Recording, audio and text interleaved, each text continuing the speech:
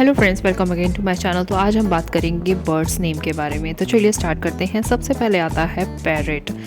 Parrot हरे रंग का होता है बच्चों, और इसकी आवाज़ बहुत ही सुरीली होती है। ये इंसान को कॉपी कर सकता है, जैसे इंसान बोलते हैं वैसे ही। उसके बाद आता है हमारा पीकॉक, जिसको हम मोर भी बोलते हैं। मोर के बहुत ही सुंदर से पंख होते हैं, और बरसात के मौसम में मोर बहुत अच्छे से अपने पंख फैला के नाचता है। नेक्स्ट आ जाता है बच्चों वुडपेकर। वुडपेकर एक ऐसा पक्षी है जो पेड़ की मोटी मोटी टहनियों में अपना घोंसला बनाता है और अपनी चोंच से उनको लगातार तोड़ता रहता है एक होल बनाने के लिए। उसके बाद आ जाता है बच्चों हमारा ईगल। ईगल को हम हिंदी में बाज भी बोलते हैं। ये बहुत ऊंचाई पे उड़ सकता है और अपने शिकार को बहुत ऊंचाई से झपट भी सकता है। इसकी आंखें बहुत ही तेज होती हैं। उसके बाद बच्चों बात आती है आउल की। आउल को हम हिंदी में उल्लू भी बोलते हैं। ये रात को देखने वाला एक पक्षी होता है। इसको रात में बहुत ही तेज दिखाई देता है। उल्लू का फेस पूरा गोल होता है। उसके बाद बच्चों आ जाता है हमारा फ्लेमिंगो।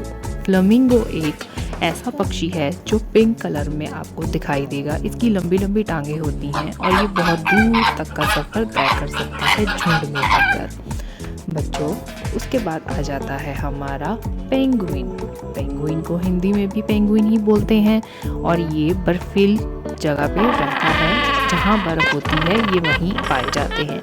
उसके बाद बच्चों आ जाती है हमारी टुकेन पक्षी। टुकेन हिंदी में भी टुकेन बोला जाता है। इस पक्षी की चोंच बहुत ही लंबी होती है और इसकी आवाज़ बहुत दूर तक सुनाई देती है। इतनी सुरीली आवाज़ होती है। उसके बाद बच्चों आ जाता है हमारा स्वैन, जिसको हम हिंदी में हंस भी बोलते हैं।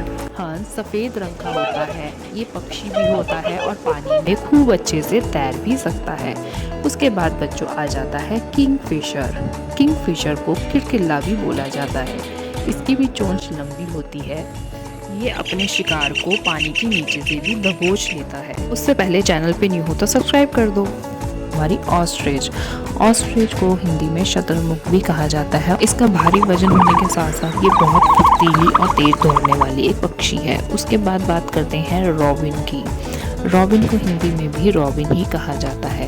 इसका फेस ऑरेंज कलर का होता है बच्चों, और ये बहुत ही फुर्तीला और तेज दिमाग का पक्षी है। बहुत ऊंचाई तक उड़ सकते हैं। उसके बाद आता है बच्चे ह्यूमन गिगविंग बर्ड, जिसको हम गुंजन पक्षी भी बोलते हैं।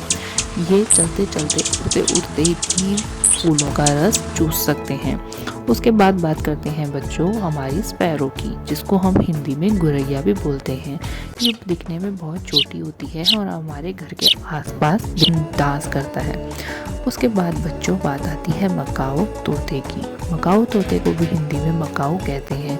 ये 4 से 5 फुट तक लंबा हो सकता है। इसकी पूंछ बहुत लंबी होती है बच्चों। उसके बाद बात करते हैं क्रो की, जिसको कौवा भी बोला जाता है। कौवा आमतौर पर हमारे घर के आसपास ही देखने को मिल जाता है और काले रंग में होता है बच्चों। उसके बाद बात करते हैं बैट की, जिसको हम चमगादड़ भी बोलते हैं।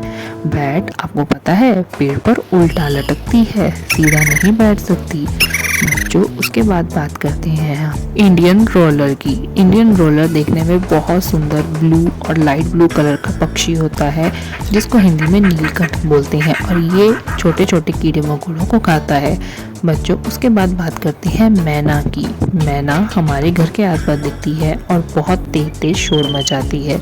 आमतौर पर ये कहीं भी दिखने को मिल जाती है। चैनल पे नहीं हो तो बच्चों सब्सक्राइब करके जाना ना भूलें।